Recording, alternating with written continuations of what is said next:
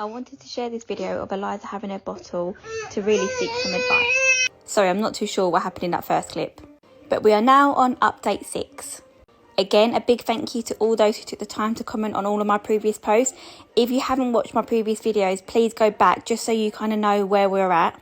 But yeah, feeding time is still an absolute nightmare and it can take anywhere up to half an hour to complete one feed.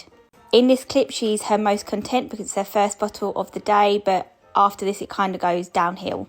I have been reading all of the comments on my previous posts and a lot of the top comments have been about changing her teat flow, which we've tried. We've fastened her teat flow, we've slowed her teat flow, we've now have new teats, we've tried different bottles, different environments. The list goes on. We have tried pretty much everything that everyone is mentioning. The only thing I did want to address is lots of people keep mentioning about changing her milk. For those who don't know, Eliza is on breast milk and has been from day one. She also is showing absolutely no intolerances or no reactions to this milk, so I have no intention of changing it. Her face comes quite blotchy sometimes when having her bottle because she is crying, and that's what happens when she does cry.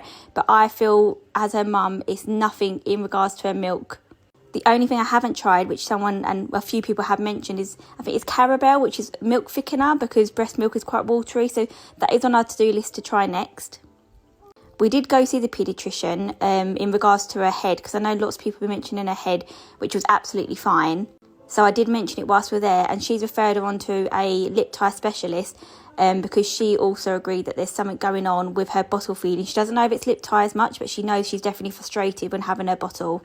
Again, this is her at her most content, but she can, like yesterday, she was a nightmare throughout all of her bottles. She was just screaming hysterically during each bottle. So I have found feeding her on this chair is the best for me and her because she gets so hot and bothered when she's crying. It just is easier this way. We were feeding her sideways for a while, but she just keeps trying to roll over and she just kicks, and she's such a fidget bum. It's so difficult, especially when I'm pumping too. So we've gone back to the chair. Honestly, I feel like this feeding journey has been an absolute nightmare.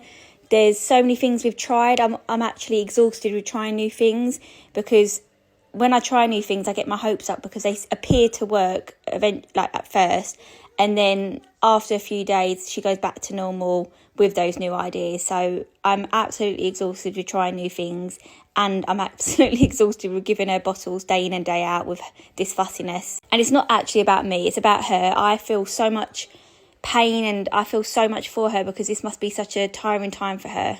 But I will continue to update you all.